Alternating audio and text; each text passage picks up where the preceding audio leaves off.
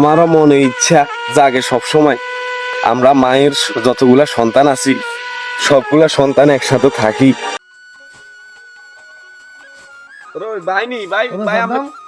অবস্থা ভালো আছো নি? আছি ভালো আছি ভাই। আপনি আইছেন কতক্ষণে? আইসি কত 10 মিনিট হইছে তো। দেখ ভাবি তো এরা ভালো আছে ভালো আছে। তুই বাড়ির কি অবস্থা সবার? আছে সবাই ভালো আছে। আপনি তো বাড়িতে গেছেন মনে হয় দেখছেন। এখন যাক ওই যে উদ্দেশ্যে আইছি এটা কই? জি বলেন ভাই। হলো তোর বাজি সুমাইয়ার। হ্যাঁ যাকে যত বড় হয়েছে তোমরা আঙ্গবাদ মেলা দিন জট না আয় দূরে চলে গেছি। হ্যাঁ ফোনে যোগাযোগ হয়। তো আনালার হুকুম মতে ধরো সুমাইয়ার বিয়ে ঠিক হয়েছে আগামী 21 তারিখ। হ্যাঁ তো ধরো এখন তঙ্গ দাবাত তোমরা যাইবা গরু তিনগে কিনছি বিয়েতে খাবামো মেয়েও যা আমরা 19 তারিখে হারু যাইও। এই মানে গরু ধরাতে মেলা কাজ কাম আছে এটা তো বুঝো বিয়ের ঝামেলা কেমন। আচ্ছা যাক দেখেন ভাইয়া, আপনি সংসারের বড় ছেলে, আমাদের বড় ভাই, আসলে আপনাকে সম্মান দেওয়াটা আমাদের কর্তব্য। তবে সেই সম্মানও আপনি নিতে যান তুই।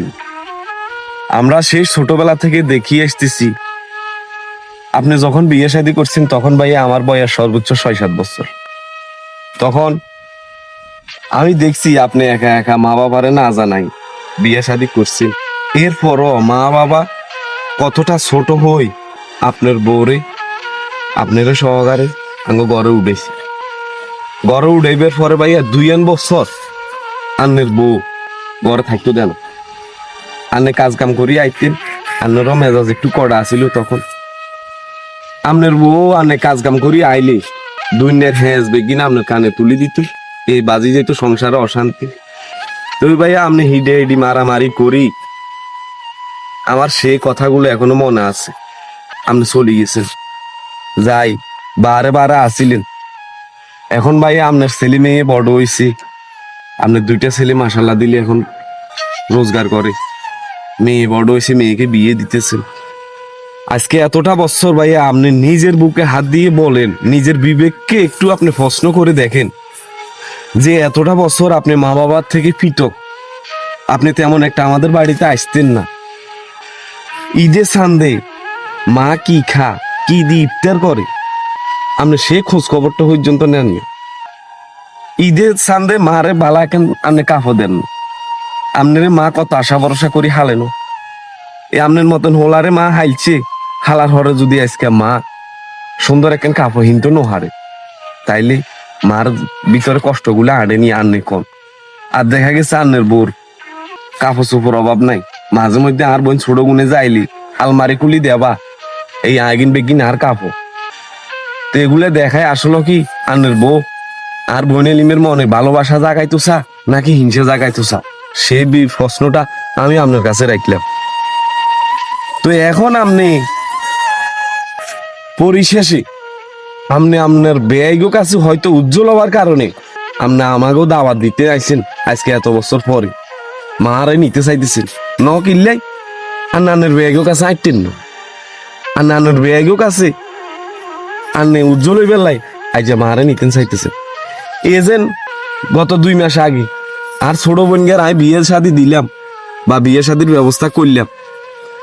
মার কাছে 1 লাখ টিয়া আসিল গরু বেচা, আই হে টিয়া গুণ খরচ করি এবং আতেন কিছু দি ভাই উইজাতেন চলাইছি হিজাতেন চলাইছি ছোট গুণ যেগুণ হবে হবে রুজি করুন হয়েছে হেগুনের খরচের হইসা রুজি করতে পারে না। হিয়ার খরচ যাক আই হেগুনে 10,000 15,000 এইভাবে লই আয় খরচ করি আই আর বোনগারে বিয়ে দিছি। আমনে এ পর্যন্ত আরো জিজ্ঞান ন বা মারে জিজ্ঞান ন মা সাদ্দামে আফসানারে বলে বিয়ে দিছে কেনে কেনে দিছে বা টিয়া হয়েছে কোড়ায় খাইছে নানেরা কেনে কেনে কিটছেন বা এখন বিয়ে হওয়ার আরো বোনের অনেক কিছু দেন লাগে শ্বশুর বাড়িতে, সেই খোঁজ খবর পর্যন্ত ভাই আপনি নিলেন না।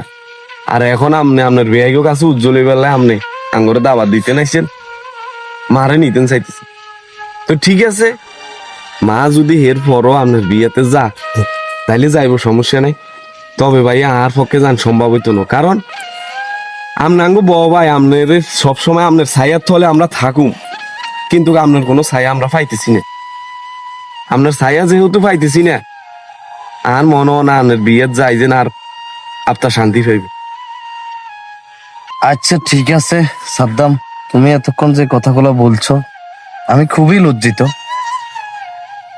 আসলে আমি অনেক গ্যাপে ছিলাম তোমাদের কাছ থেকে, তোমরা ভাই হিসাবে তোমাদের উপরে আমার যে কর্তব্যটা ছিল আমি সেটা পালন করতে পারি নাই, এজন্য আমি লজ্জিত। এবং তোমরা, আমি আশা করি আমাদের এই অনুষ্ঠানটাতে থাকবা, না থাকলে আমি কাদেরকে নিয়ে আনন্দ ফুর্তি করব। আর পরবর্তী সময়ে আমি চাইবো সবাই মিলে, আমরা সব ভাই বোন মিলে একসাথে থাকার চেষ্টা করব। ওই আনন্দটুকু আমি শেষ বয়সে ভোগ করতে চাই। তো ভাই মনোকষ্ট রাখো না, যাও। হ্যাঁ ঠিক আছে ভাই, আসলে আপনারে বলতে কি, আসলে আমারও মনে ইচ্ছা জাগে সব সময় আমরা মায়ের যতগুলা সন্তান আছি সবগুলা সন্তান একসাথে থাকি বা একসাথে বসবাস করি, তাহলে আমরা একজন একজনকে প্রতিদিন দেখলাম, আমাদের কাছ থেকে ভালো লাগলো, ঠিক আমার আছে। মনে